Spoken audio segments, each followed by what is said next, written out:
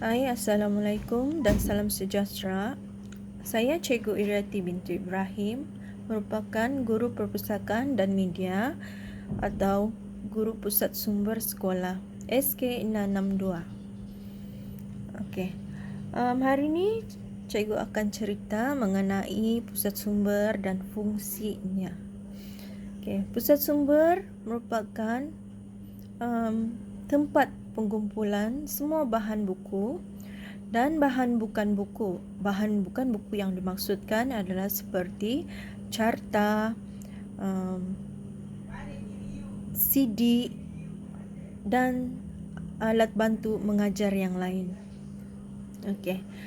Terdapat lebih kurang 14,000 buah buku yang telah didaftarkan di pusat sumber sekolah kita dengan terdiri daripada fiction dan bukan fiction. Fiction yang dimaksudkan adalah buku fiction ya. Fiction ini merupakan sebuah buku fiction, iaitu buku yang direka-reka ceritanya. Okey. Contoh begini ya. Ini adalah fiction Melayu yang berbentuk komik. Ini juga buku fiction. Fiction ada dalam bahasa Inggeris dan bahasa Melayu. Terdiri daripada bahasa Inggeris dan bahasa Melayu. Ini adalah fiction dalam bahasa Inggeris.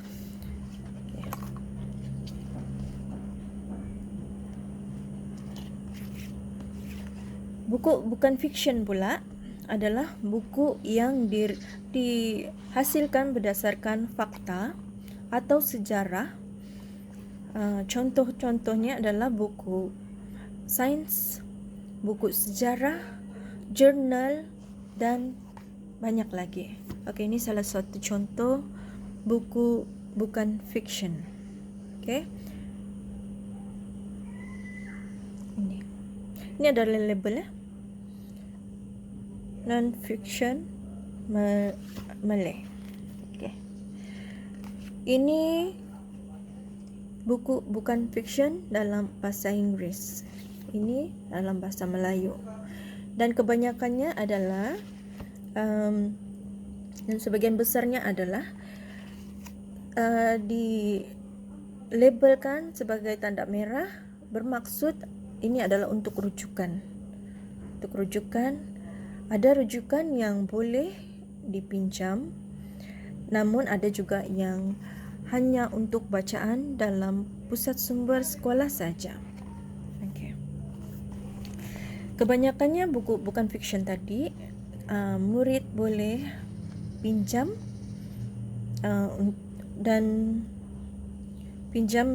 dan bawa balik rumah.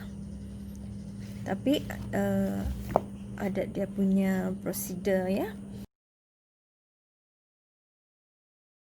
Untuk membuat pinjaman buku di pusat sumber, murid terlebih dahulu akan diberi borang keahlian yang akan diedar oleh guru kelas. Murid perlu isi atau ibu bapa murid perlu isi terlebih dahulu ni borang, sertakan gambar sekali dan kemudian serah semula kepada guru kelas. Guru kelas akan serahkan dengan cikgu dan cikgu akan proses borang tadi dan akan hasilkan kad keahlian untuk murid-murid yang ada gambar, nama dan dia punya kad pengenalan. Namun sekiranya kad keahlian ini hilang, murid boleh membuat semula kad yang baru, boleh jumpa terus dengan cikgu atau boleh maklumkan dengan guru kelas. Namun murid kena membayar denda untuk buat semula kad yang baru ya. So kita ada kos untuk pembuatan ini semua. Jadi bila hilang murid kena tanggung dan kena membayar. Kosnya tidaklah mahal. Untuk denda hilang jumlah Rp2 untuk buat kad baru. Tetapi sekiranya buku yang dipinjam pula yang hilang, contoh begini ya, murid kena membayar jumlah buku yang hilang tu, jumlah harga buku yang hilang tu. Okey, harga setiap buku ada tertera di sini. RM29.90 sebagai contoh ya. Jadi kalau buku ini hilang, murid kena membayar dengan jumlah yang sama, RM29.90. Selepas selesai pembayaran, barulah murid boleh meminjam semula buku-buku yang lain. Untuk yang seterusnya adalah program nilam di sekolah. Ini program nilam.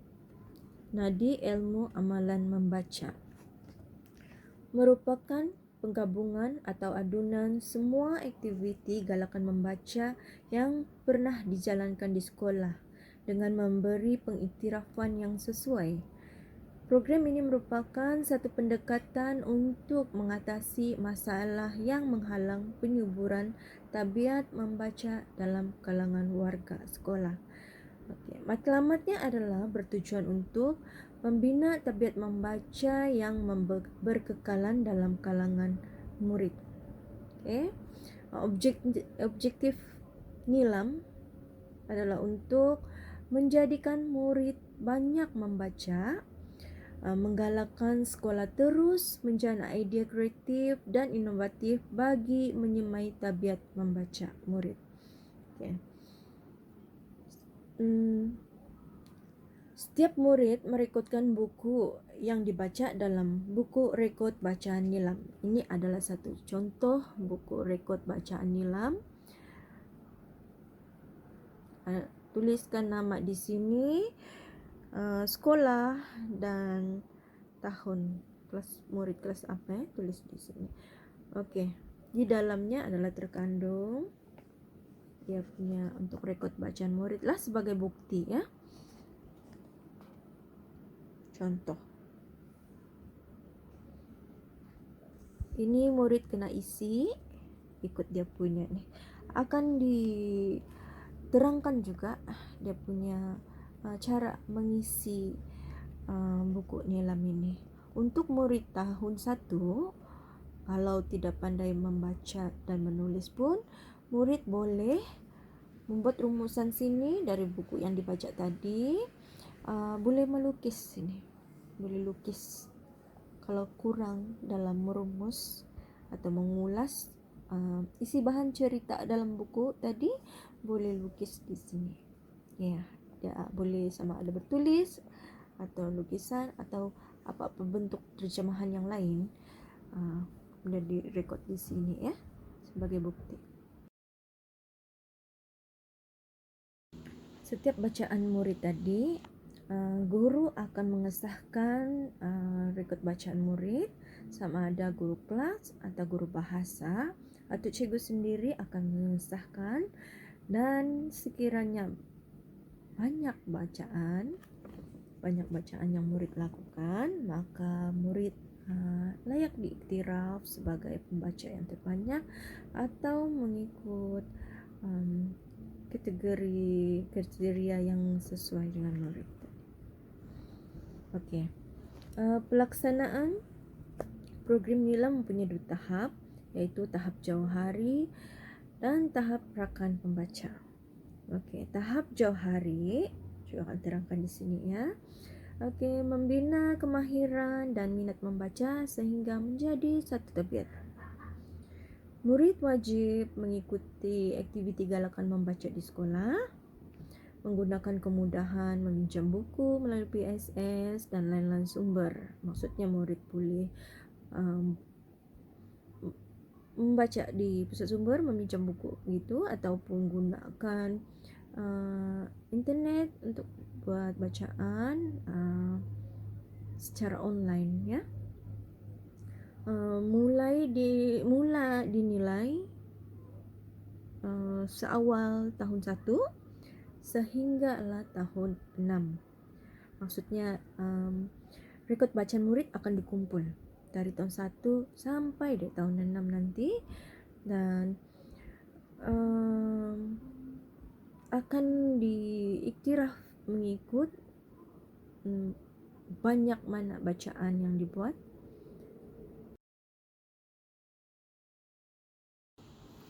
Namun akibat daripada krisis pandemik COVID ni, aktiviti nilam mungkin akan dilaksanakan di rumah masing-masing, di rumah murid masing-masing. Ada buku cerita atau buku risalah yang lain, murid boleh membuat catatan. Cikgu akan bagi link Google Form, isi di sana dalam Google Form tu. Lepas tu bacaan murid akan direkodkan secara automatik lah.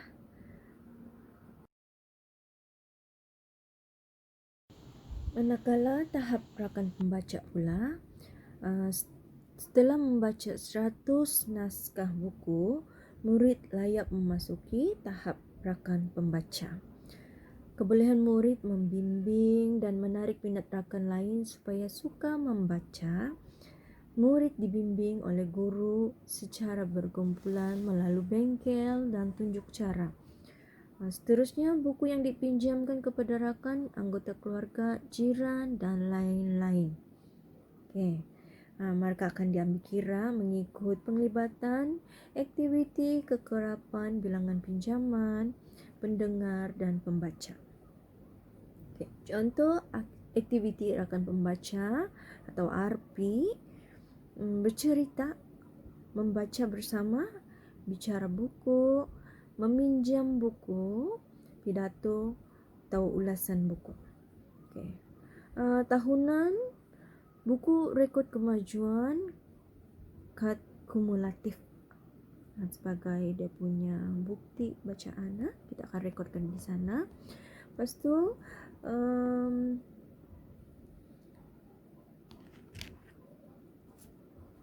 jumlah tahap jumlah bacaan murid mengikut tahap jauhari.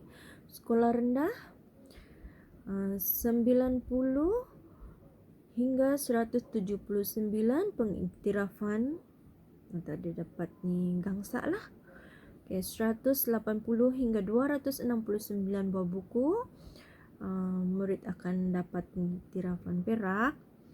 270 hingga 359 murid akan dapat pengiktirafan emas. Dan akhir sekali 360 ke atas buah buku yang murid baca, murid akan dapat pengiktirafan nilam. Rakan pembaca pula, RP. Segala aktiviti RP yang dijalankan direkod dalam buku khas. Disemak, kemudian dinilai oleh guru pembimbing yang ditentukan. Contoh anugerah yang diberi adalah seperti yang berikut. Sekolah rendah, markah 100 hingga 199 pengiktirafan gangsa. 200 hingga 299 perak. 300 hingga 399 emas. 400 ke atas pengiktirafan dapat anugerah nilam lah.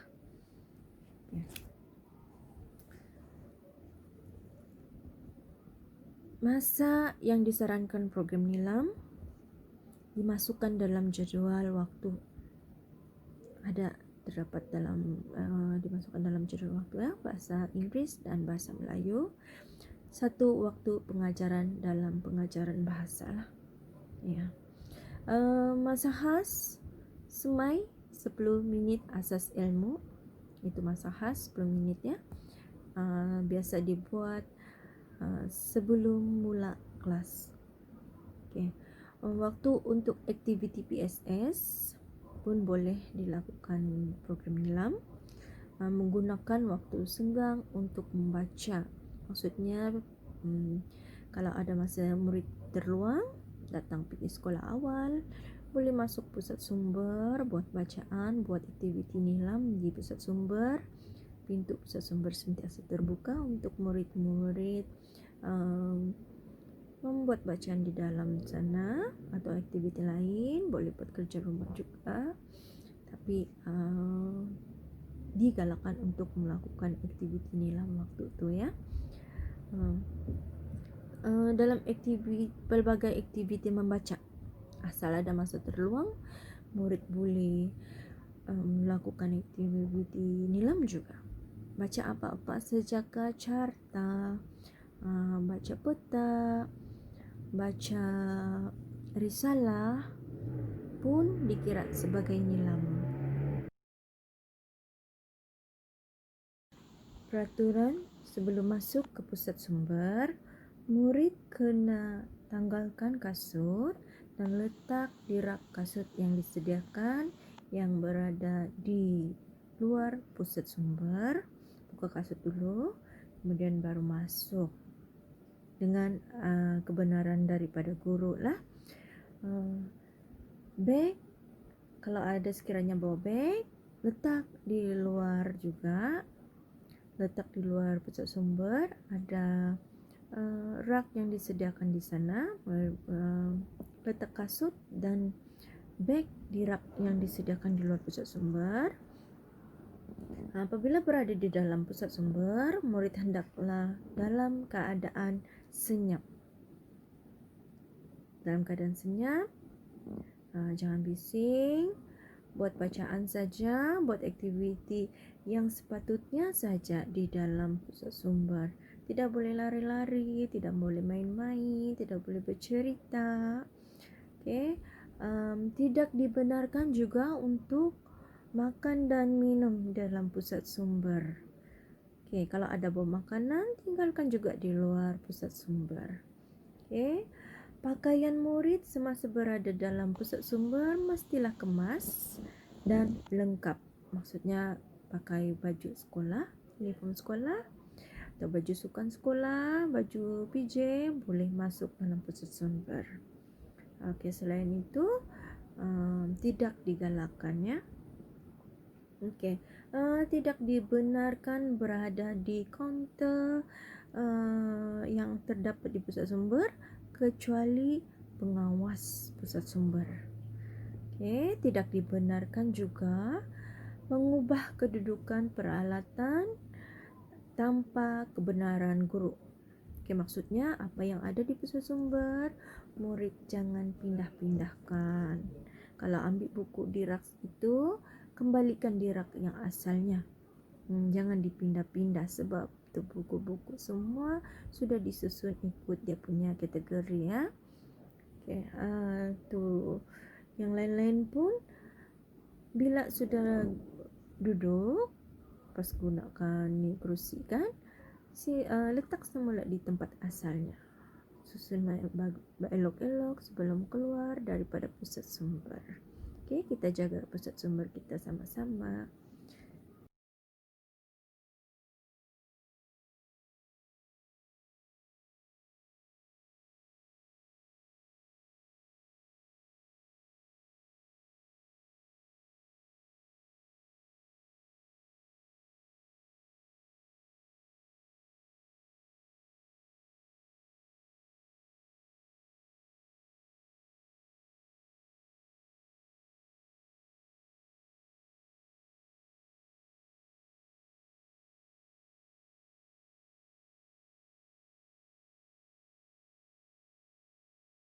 Sekian saja dari cikgu.